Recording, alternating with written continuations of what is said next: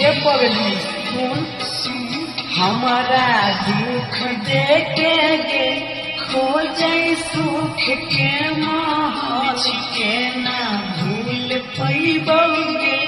कते रात साथ में जागल छी बोली दे के बाद जे ना तोरा पैसे पठावा